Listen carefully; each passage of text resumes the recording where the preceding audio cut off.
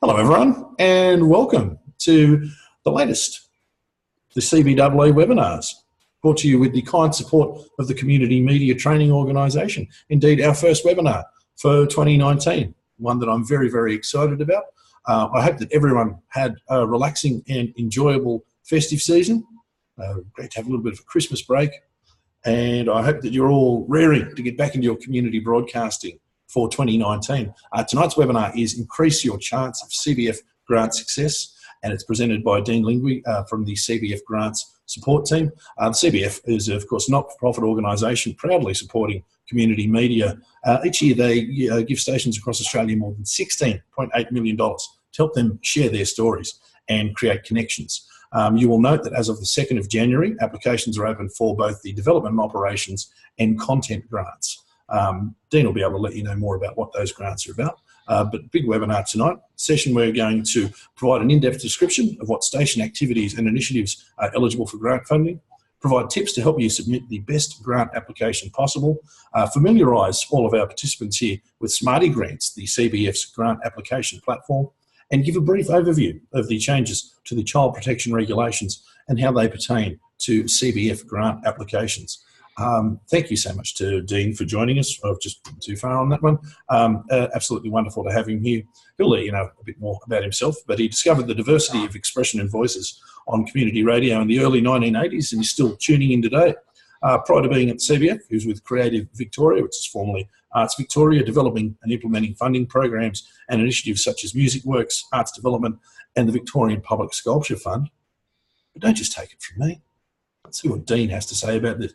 Dean, are you there? Are you able to turn on the view for you? I'm going to stop my video and I'm going to leave it in your hands from the Community Broadcasting Foundation. Dean, Okay, I am here.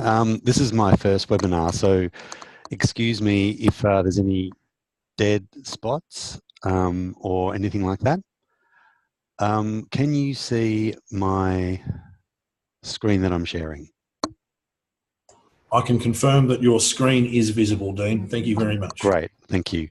So yes, I'm Dean Lingui from the Community Broadcasting Foundation. There's really not much more to say about myself other than what Danny has just said.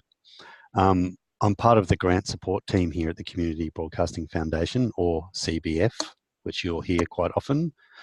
I'm here to support radio stations and remote Indigenous media organisations in Queensland, South Australia, Western Australia and the Northern Territory.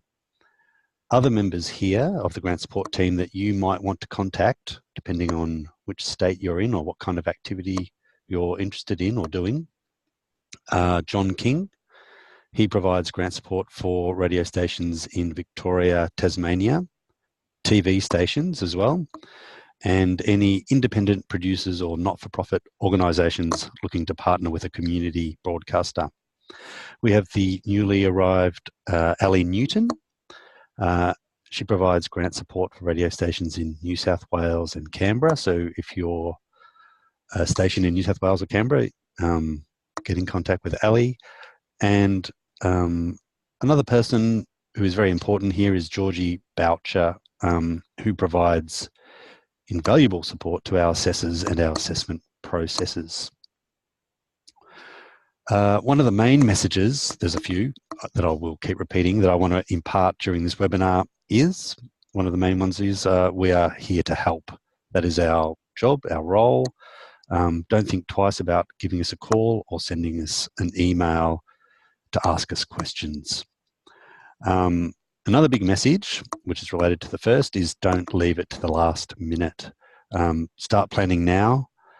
The week before the deadline is a really busy time in the office here. A lot of people calling, a lot of people emailing, a lot of people asking questions. We won't be able to devote a lot of time to your application. We will be able to devote some time, obviously, but we won't be able to give you that special one-on-one devotion if you call during the last week, or if you want us to look at your application. If you do want us to look at your application, we can do that. If you think it's at a stage where it's almost ready, or there's something to look at, let us know. Give us a call or send us an email.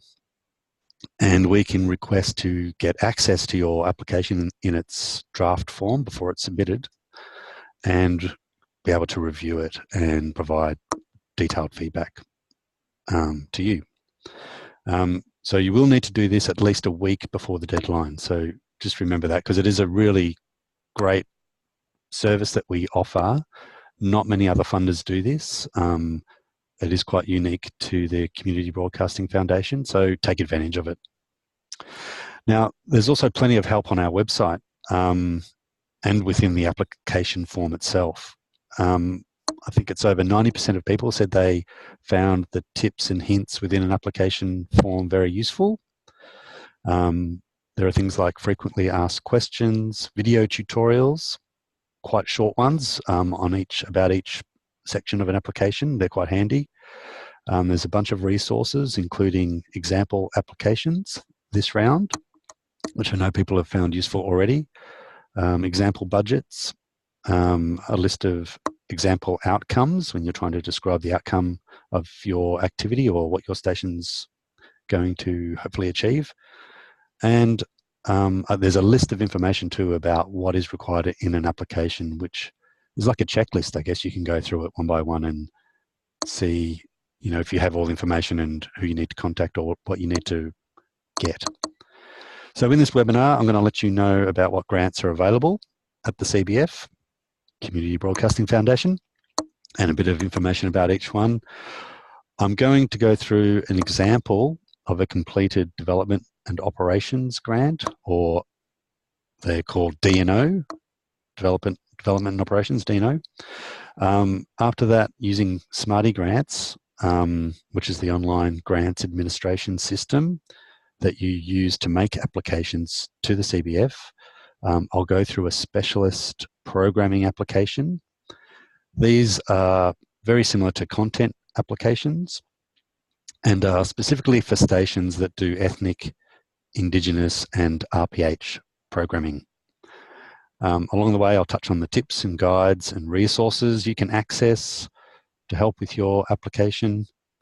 I'm going to look briefly at the working with children protocols and in relation to CBF grants. Gender equity, which is a new section of the application, and hopefully there'll be plenty of times for questions. So here we go. So there are two funding rounds per year. The majority of grant funding is allocated in round one, which is the one that's closing on the 12th of March at 2 p.m. Eastern Standard Time. And round two, which is usually in August, is primarily supporting unforeseen needs that have emerged during the year. Now, to find our grants, from the CBF homepage, you can just click on grants. Down here, there'll be some key dates. Let's look at development and operations. And there's a bit of information about development and operations. Grants aim to support community media station resilience through core support and support for development projects and necessary infrastructure. And down here, submit your application online. Now, that will take you to a page here where you can, actually on this page is a really handy resource. There's two. There's the guidelines and application form here, which is a PDF version. So you can, print it off if you want. I don't encourage printing unnecessarily, but it is there if you want to save it onto computer and refer to. And here, I will click on it. It's a list of all the information that is required in an application form. Now, it looks quite daunting, but some of it's just what's the name of your website. So you can see their organisation details, activity details. I mean, you can also save this on a computer or print it off and tick it off as you go along. There's quite a bit of optional information, such as supporting documents here, organisational chart if applying for a salary, and so on. So this is a new resource. It's been requested by the people through our survey processes. So yeah, that's something to consider. You can also preview the actual form before you start one. Down here, there's a navigation form which you can navigate between each section. So for example, here's the grant guidelines, which I'll go to because it has very important information, not only about the priorities of the funding program, which I guess I should mention. This year, we are particularly looking to support initiatives that build capacity of community broadcasting stations in the areas of governance and strategic planning, operations, technical and/or community engagement. Building capacity simply means what you need to do to make your organisation better. And very importantly is the funding allocation for the year. So this gives you some idea about, well, the funds available, obviously, and how much to apply for, I guess, within that. So support for transmission, $1.327 million in round one and $200,000 in round two. So there you see the difference in allocation between round one and round two. So highly encouraged to apply to round one, which would cover the full financial year in 2019-2020, so starting from the 1st of July 2019. So I don't really need to say more about that. I mean, it's there for you to look at. You can question it or go, wow, that's interesting. For the development and operations, I'm going to look at this example development and operations grant application, which is a great resource. You can beg, borrow, pillage from it as much as you like if it's relevant to your station. What you're seeing now is a completed application in its PDF format. So you can download this once you've completed the application at the end. So this is pre-filled already with a made-up example. So what type of organisation are you? Actually, I will go back here because the guidelines also have who's eligible to apply. So we have community radio stations with a long-term or temporary license. If you have a temporary license, you have to be broadcasting for at least 2 years. That's cumulatively, not consecutively. A community television station, a non-profit community broadcasting sector organisation, or a remote Indigenous media organisation, a REMO, or a RIBS, a remote Indigenous broadcasting service. So that's who's available. Here we've chosen community radio station, organisation website. What was your organisation's annual income the last financial year? So we ask, we've been asking these questions for a long time. We do ask you to provide financial statements as well and your expenditure. So this just gives an idea of how much money is coming in, how much money is going out. We also do have some priority percentages that we do apply to low income stations, and we call a low income station a station that has an annual income of under $100,000. So we understand that, you know, stations with less resources, I mean lower incomes, generally have less resources and, you know, probably need a bit of help. The total number of subscribers, members to your organisation, and then we have some URL options here to include some information. We're interested in the makeup of your board, how many there are, how many identify as women, and the volunteers and staff at your station or organisation. FTE can confuse some people. It's full-time equivalent. How many full-time equivalent people are working at your station? So over say a 36-hour week would be a if someone was working 36 hours a week, that would be one full-time equivalent position. We asked some questions here about your infrastructure. So this is just to find out where you're sitting, I guess, in terms of well, not a normal or an average station, but we're hoping that stations can build or aspire to having 2 broadcast-capable studios.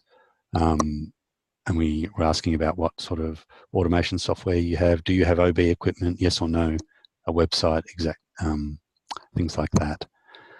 And you can provide further details there. Now, this is where we get into the nitty-gritty of the application.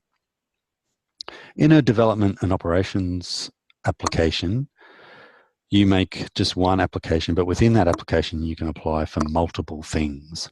So this project title is indicative of that. It's a business development manager, antenna extension, and studio equipment. So there's 3 different items that are being applied for within the one application. There's a summary of that description, of that title. Just, not too many words, just a brief overview. And here, this is what are the primary areas of focus. You can select from options here. So once you click in that box, some options will appear. And I probably should have gone through a Smarty Grants one first, but I will do that after this. So I'll go through this one and then we'll look at a specialist one. Capacity building. So this is one of the accessible areas. Here you provide annual report with financial statements. If your financial statements aren't within your annual report, please provide them separately. You can provide comments on those as well.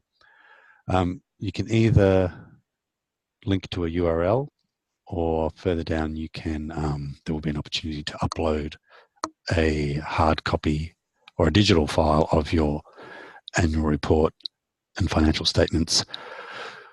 Similarly with your strategic plan. So we have some resources if you don't have a strategic plan to let us know what you're thinking of doing over the next year, preferably longer period of time, up to three years. What does the station really want to achieve in that time? So some examples here are secure and new premises. There's some objectives around programming, increase community partnerships, and grow members. You can list as many things in there as you like. I guess it's good just to focus on the key things that are priorities for your station. And then we ask you how you're tracking against things within your strategic plan. And partly this is what the funding can help with. So there are things that you want to achieve. The funding can help you achieve those things. So it is good to include the things that the funding will be used towards, but that's not necessarily going to be the case, because some of your strategic plan may be increasing community partnerships, but you're asking for funding for transmission. So, it's just good to know what is going on within the station, even though you may be asking for something from us, from the CBF, to help you with something completely different. The next section is ideas. So why do you need CBF support to do, and why is it important? Obviously, this is quite an important section. Be as succinct as possible. Use just plain language. Here, in this example, it's been broken up into the 3 areas of funding support that's being sought after: the business development manager, the antenna, and the new studio. And there's some files here. There's a mud map, or sorry, there's not a mud map. There is an organisational chart showing how this made-up radio station is, how it's structured in terms of volunteers and the board and the committees and things like that. There's a position description for the business development manager. It's really important if asking for salary support to include a position description. The assessors and the committees who assess these applications really want to know what the people are going to be doing, what they're charged with, and what their responsibilities are. So that's really important. Here's your transmission setup details. Gives us an idea about you know, the issues that you might face and what kind of things, if you're asking for equipment, is it suitable to what you're requesting, asking for? And here's your block diagram, which shows can be hand drawn, can be done on a computer. It's just a simple diagram that shows how your equipment links to your transmitters and receivers, and to show the chain of connections there.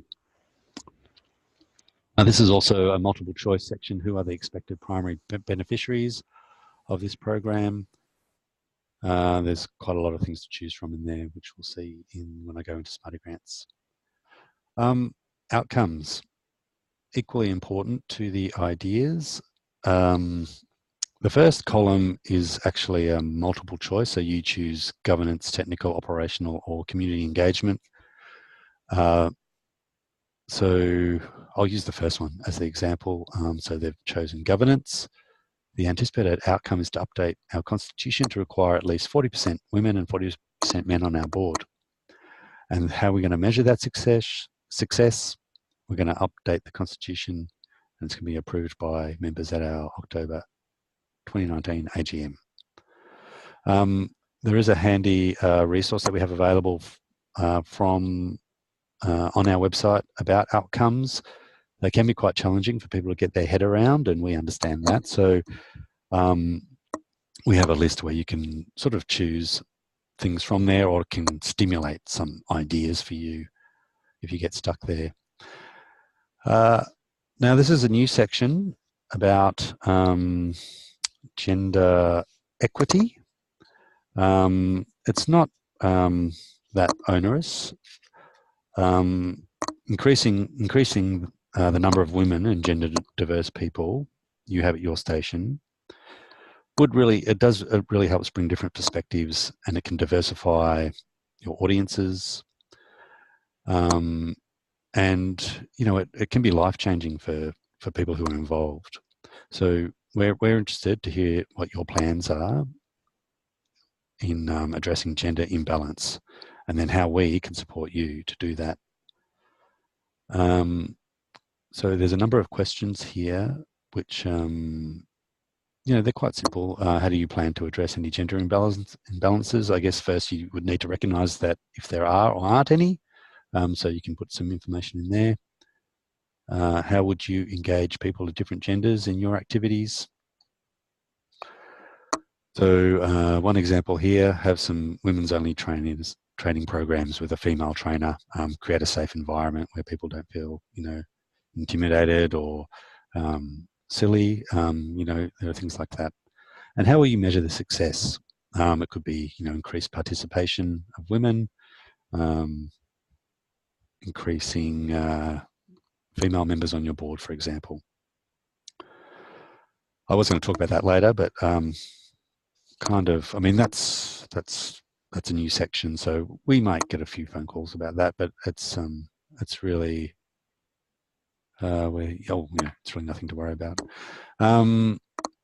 Start date and end date. These are pre-filled from the 1st of July, which is the first date that the funding can be used for, and for the full financial year, which is the 30th of 6th. You can change those dates if you wish. Next section is a timeline, which just gives the assessors a brief idea about how you're going to plan your activities. It's a good way to evidence your planning. You can also provide letters of support or information from partners that you're working with to confirm their participation, confirm what it is they're going to bring to the activities that you've got planned. other planning documents. So here's a business case for the business development manager. Technical expertise, who will be involved in putting your project together? So especially if there is technical requirements within what you're applying for, it is really good to know who's involved, and that you've got people with experience and expertise. You've got the right people to carry out the work that you need doing. There is a multi-year funding option. I would suggest before applying for multi-year funding to have a chat with one of the grant support team. In this instance, no was checked. If you check yes, it gives you a different budget option. And here we come to the budget. So the budget format's a little bit different this year, just in the way it's laid out. It's essentially the same, where you have various sources of income, which add up to a certain amount, and then expenditure items as well. So in this instance, there's the grant from CBF, the Community Broadcasting Foundation. There's the organisation's contribution and some crowdfunding. And then on the right is the expenditure showing where the money is going to be spent. There's an opportunity to provide quotes and budgets. So we recommend 3 quotes per item over $2,000. We don't necessarily want 3 quotes for the same item. What we want to see is that you've done a bit of research and tried to find the best equipment for your needs. We understand that some people are in regional or remote areas, and there's not a lot of options in terms of who you can get equipment from. And sometimes that just requires a simple explanation about, we've only provided 1 quote because it's our regular provider who provides great service. We have a great relationship, who gives us deals, service calls, whatever it is. Just provide some explanation if you don't provide 3 quotes. And then it's just a series of contact information and assessment and declaration. Oh, sorry, there is one section here where you can prioritize your projects. So if for some reason, well, not for some reason, we do run out of funding, we do spend it all each year. If there is funding to support only a certain amount of activities, then we'll look at the priorities that you have considered and allocate funding that way if need be. So that is a completed development and operations application. It's a lot of information, I know. However, I recommend going through and looking at the video tutorials at the top of most pages. They're quite short. They're only a couple of minutes long, so you don't have to sit through half an hour or 45 minutes of video to find, one piece of information that you need. Each one will have information relevant to the page that you're dealing with. Okay, now I'm just going to look at some content. The other category that we have, which is content. So content is made up of 2 subcategories, I guess, which is just general content. So it could be, new content for your station, and specialist content as well. So specialist radio programming, which is specific to ethnic broadcasting, Indigenous broadcasting, and RPH broadcasting. Again, we have the same guidelines and information required. I'm going to need to log in here. So if you can access Smarter Grants from our website. I'll use that email to log in. If you haven't logged in before, you need to register. And so you can choose which funding round you want to apply for here. Here's a nominate as a grant assessor as well, and information about other programs. I've already started a submission, so I'm going to go to my submissions and look at my specialist radio programming round 1. Again, there's an example application which may be useful. I'm going through specialists because there are some things that are quite specific to these this program. It does contain very similar information to a content application, and content applications are quite similar to D&O applications as well. So don't feel like you're missing out if you're just interested in a content application. Who is eligible? A community radio station, incorporated not-for-profit organisations. They can apply. However, the content needs to be broadcast on a community radio station, and again, remote Indigenous media orgs or remote Indigenous broadcasting services. Who's not eligible? Well, that's there. There's some conditions here, which I won't go through all of them. There are quite a few different conditions depending on what type of programming you're doing. It's good to focus on the one that's you're interested in. Some of them are multiple, so I'll just go through here this application. We ask, if you're applying for content, you can apply for as many content applications as you like. We can only fund 6 per organisation per financial year. That's still quite a lot. But when you apply for multiple applications, you only need to provide your contact details once. And by the way you do that is click yes on one of the applications. So if you're doing 3 content applications, click yes on one and then click no on the other ones, just so you don't have to refill out all the information about your organisation. So it asks similar things about average income over the last 3 financial years, financial statements, strategic plan. And as you'll see, there's some FAQ links. I'll click on one just to show you what happens. It just opens up a new window and goes, puts that FAQ that you clicked on at the top of that page.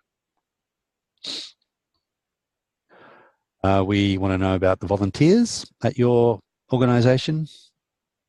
So this one is how many have been involved in content production over the past 12 months. How many identify as women? How many are aged under 26 or a youth? Don't forget to save your work as you go along. I think it's about half an hour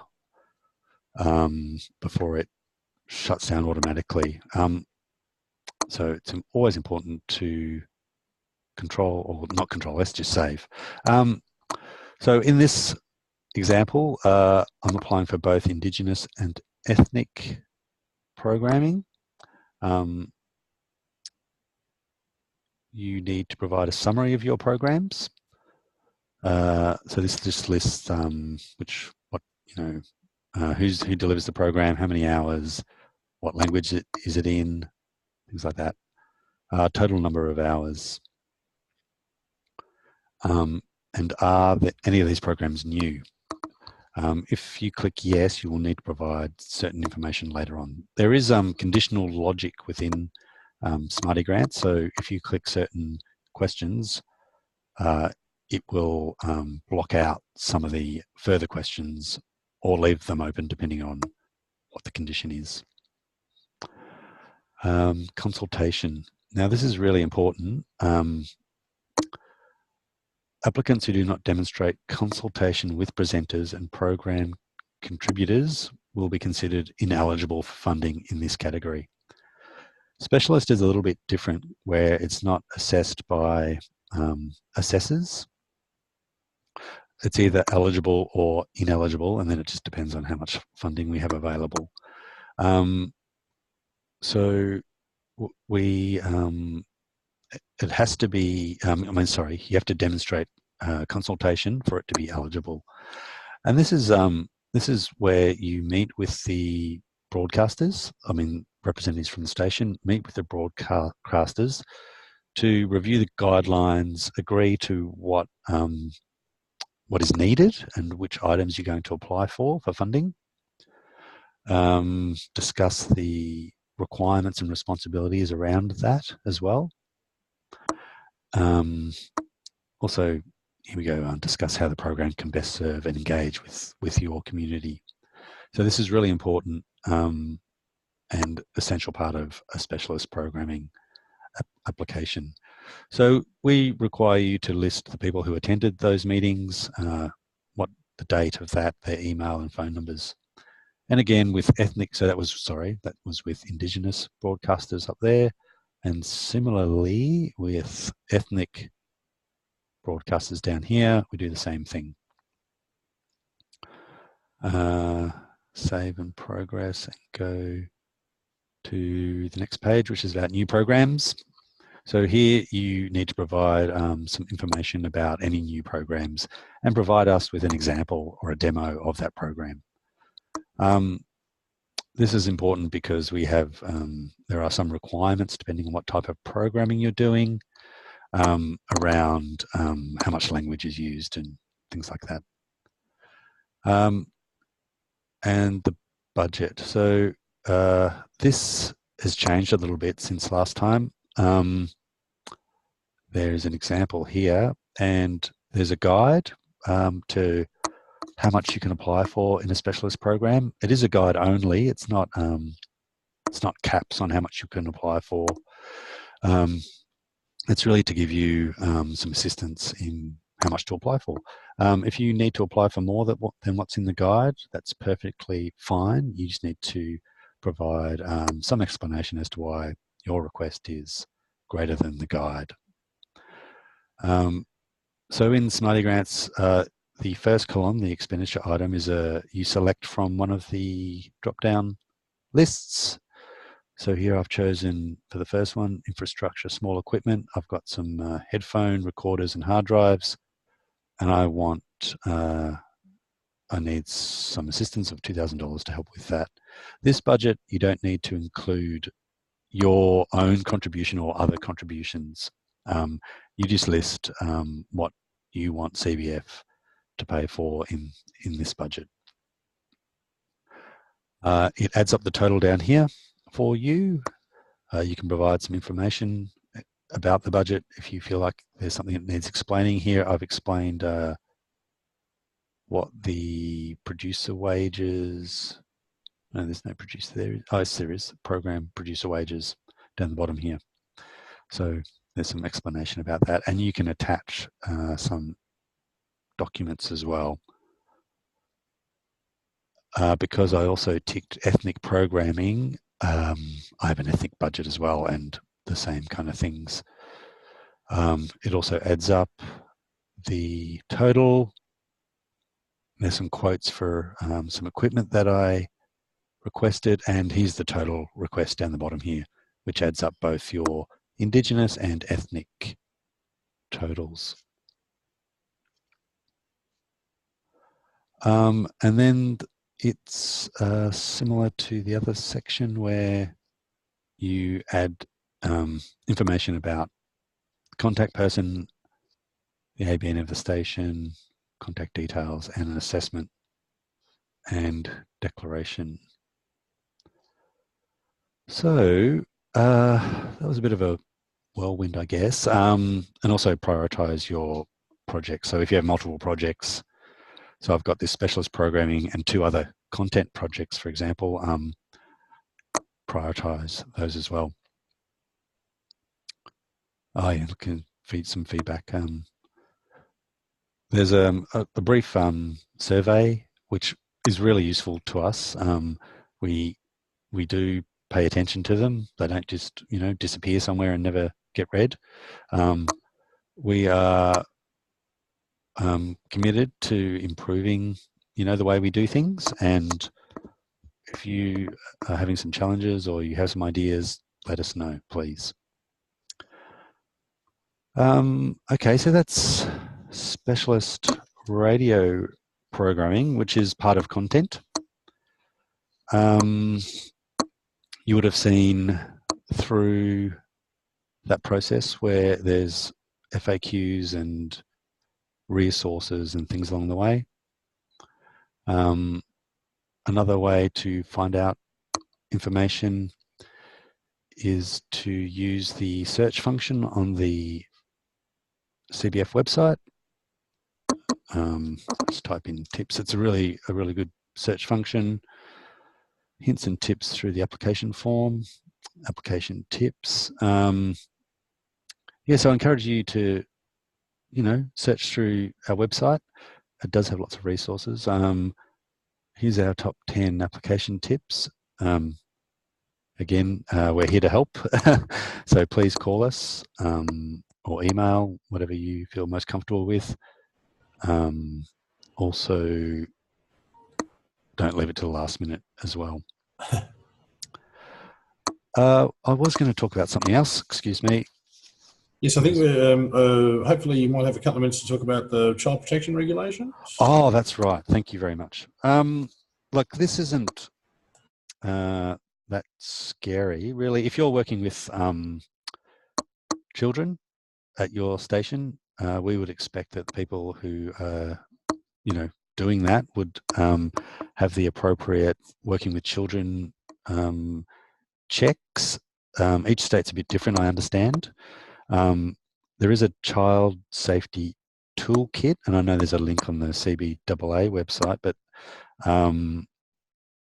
there's also, it was done by a law firm, a values-driven law firm called Moores, in conjunction with Our Community, which is also the owner of Smarty Grants. So it was a part of a shared commitment to promote child safety, helping not-for-profit organisations ensure compliance within the complex web of legislation in this area.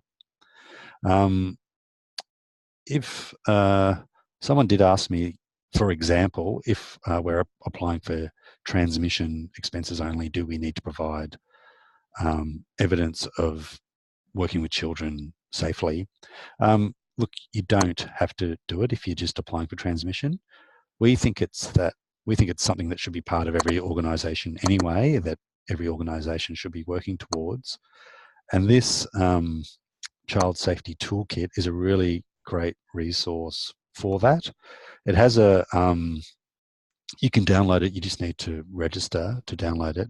It has a one-pager, which helps you to ensure that you're compliant with the law. And then there's more detailed information as well, depending on, I guess, how often and how involved you are in working with people of, under 18 years of age. So there's not a lot for me to really say about it. Really just to reiterate that if you are working with children, we would definitely expect you to have the right protocols in place to ensure that, the children that you're working with are safe, are working in a safe environment, and that the people who are working with them know how to work with children in an appropriate way. Excellent, Dean. Thank you so much for that. That was really, really wonderful. All the links that you've referred to tonight, I'll grab them off you and include those as correspondence. Sure. We'll send out following the webinar, because we'll send everyone a link to where the video for tonight's session lives. Yep. Also, should point out that in your introduction, I mispronounced your surname. Oh. So you're allowed to, I believe the penalty for that is next time we see each other, you're allowed to punch me in the shoulder. Well, no. That include that as part of an upcoming webinar. It's a common occurrence that everyone pronounces Lingui. It's a very strange name, Lingui. So just don't do it again. All right. Okay, I've got a couple of questions. The questions that have come through for you. Annette Smith from 5GTR asks, with the board committee members, Yep. Does this include those that aren't voting member in the number of members? And that would have been referring to stuff there sort of towards the start of your presentation. So I guess there's a section we ask about members and then also volunteers. So I guess you would make a distinction between those two. Excellent. So, Hopefully that's answered that one. Yeah, and if we haven't sufficiently answered that, let us know. yeah, that's right. Please let me know, and I'm happy to follow up any questions as well that I'm not answering fully later. Excellent. As well. John Maisels. Yeah. For the, I can't believe you laughed when I said that. John, Paul and Yorkot, mate. He asks, for the budget table, is there an expectation that the two columns have to match? That is, total income is the same as total expenditure. If that's the case, suggestion, can the flag form that? Or can the form flag that, rather? That's a very good question. And we had discussed this quite a bit about how to approach this. So the answer is yes. There is an expectation that income and expenditure amount to $0, so they cancel each other out.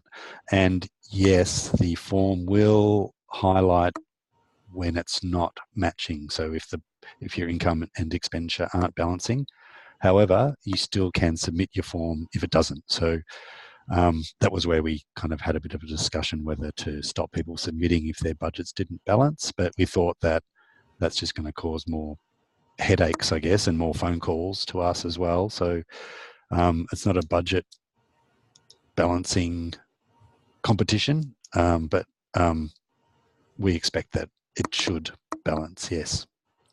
Excellent. Michelle Royal asks, register where for the Child Safety Toolkit? Now, so that's good question. State-based, is it not? Sorry? That's the Child Safety Toolkit is a state-based thing, is it? Or I think it's national. Yeah. Look for that now. Child Safety Toolkit. So here is Institute of Community. So it's on ourcommunity.com.au. I think there's also a link on the CBA. Oh, yes, there is on the CBAA website. I'll put that in there.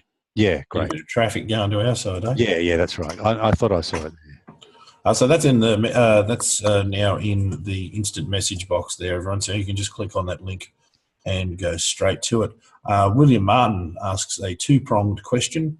Yep. If we are applying for both a radio program and a TV show for similar content, but not identical, is that two different applications? Yes, I would suggest that it is, because they're quite different, I guess. If you tie them together, I guess you have a chance of, well, there's more likelihood you would either get both or not get both, whereas if they're separate, you may get one and not the other. I think they're different. Excellent. And the second part of his question, and I just realised I didn't send that link to everyone. That link is up there now. And this probably applies to a few different situations. He's working for an Indigenous cultural centre creating radio and television. Should they do their own Smarty Grants account or go through the broadcasters account?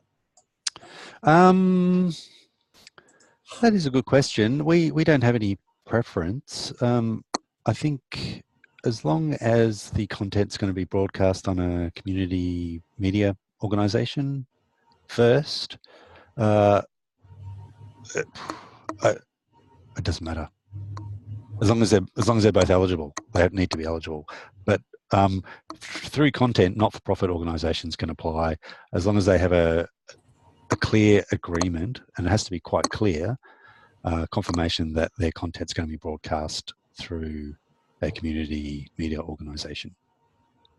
Excellent. Thank you very much, everyone, for those questions. We've still got a little bit of time up our sleeve, so if there's any more questions coming through, please let us know. Dean, I should take the time to thank you on behalf of myself and the CBAA, and also our very good friends at the Community Media Training Organisation. Thank you for taking the time today to go through all of this stuff. It's really important stuff. Obviously, it's sort of one of the foundation is indeed a foundation in many senses of the word, in that it's sort of one of those building blocks that the sector's built itself upon. Yeah, and again, we're really here to answer any questions or help where we can. And like I said, if you can get your application up to a sort of almost ready stage within a week before the deadline, we can spend some time reviewing it and give you some detailed feedback about that. Excellent. Well, thank you very much for that. I've now taken control of the screen. Dean, once again, thank you so much for joining us here. It's been a really fantastic webinar.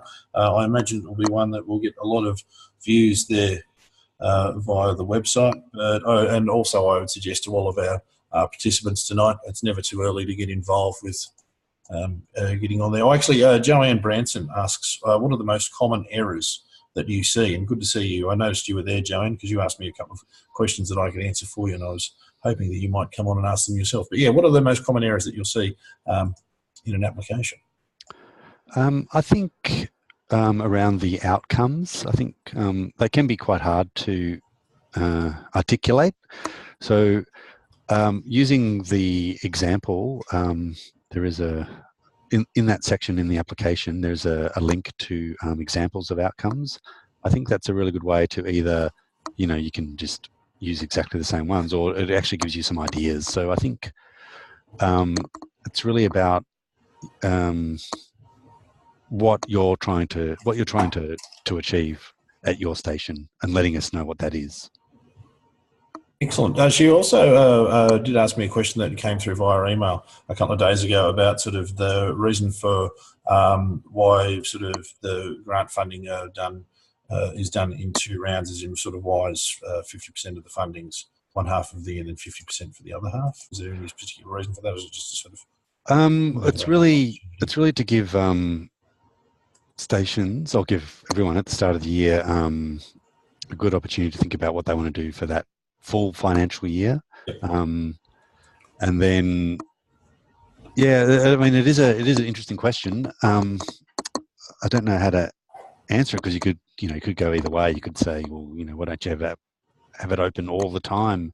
Yeah. And people just apply as you go. I guess it's a matter of the resources that we have. We're quite a small team, and then it's sort of evolved, I guess, through consultation and with the sector and things like that. So I don't have a defining answer on that.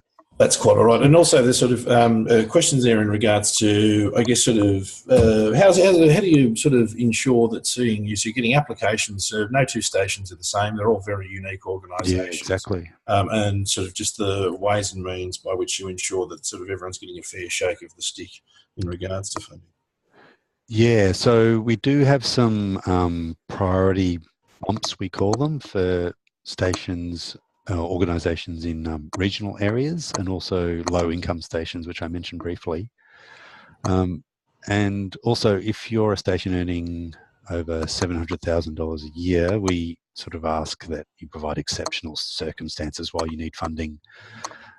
We also have priorities that are clearly defined at the start of each funding application about what we're looking for, and again, that's based on sector consultation. I didn't mention the assessment process very much. We have over 120 assessors now, I think, across the whole of Australia, different parts of the sector, and we have committees that sit and, I guess, with the help of the assessors, make the final recommendations, which is a challenge. It's a competitive process and it is challenging for them, but they're all revered. Well, maybe not revered, but they're experienced and people from the community broadcasting sector. Yeah, they certainly are. I mean, sort of you've got the lists of all the people who are on the different groups and all the grant assessors that are there doing things, and they're all involved in all aspects of community broadcasters. You're very lucky in that regard to have such a wealth of knowledge there helping out. Tony Smythe asks, can we keep applying for the same categories each year when they're for different projects? Oh, for sure. Yeah, no problem. Yeah, it's really what you need to keep doing the great work that you're doing, and hopefully, you're building your capacity as you go along. All right. Well, thank you very much for that. I don't know if any other questions will come through, but in the meantime, please note our next webinars will be approximately 5 weeks from now. Community broadcaster political engagement and the 2019 federal election. Oh my God, there's going to be an election this year. And so in the lead up to the election, we're hoping to provide you with the tips and tools you need to successfully engage with your local candidates. We're hoping this webinar will provide participants with an overview of the importance of political engagement for your station and the community broadcasting sector, helping you understand what politicians want and how you can engage with them at your station, and provide specific tools and tips to help your political engagement in the lead up to the 2019 federal election. That's going to be presented by Holly Friedlander-Litico, who's the CBAA's program coordinator for government relations. And I'd imagine we'll have some other special guests involved in that one as well. But if you wanted to get a jump start on that, just go to the CBAA website and just look for the political engagement toolkit. Dean, thanks again. It was a really fantastic session. Thank you, Danny. My first webinar, there you go. Yes, or hopefully first of many. Oh, sorry. Karen Fox has just asked a quick question. Where can I find the list of total funding that is available by category, please? Okay, so if you go to either development operations or content and the guidelines, it's on that guidelines page. If you just scroll down a little bit, it'll be there. Excellent. All right then, mate. Well, thank you very much for that. I'm going to let you go. I've taken up too much of your time already. Thank you very much to everyone attending. Thank you, everyone, to the CBF for letting Dean get involved with this. Thank you to all of our friends at the Community Media Training Organisation. I love you guys. And I will talk to everyone again very, very soon. This is Danny Shipley on behalf of the CBAA saying thanks for joining us for our first webinar of 2019. We'll hope to see you at another one real soon. Take care now. Excellent. And there we go. Dean, thank you so much for that.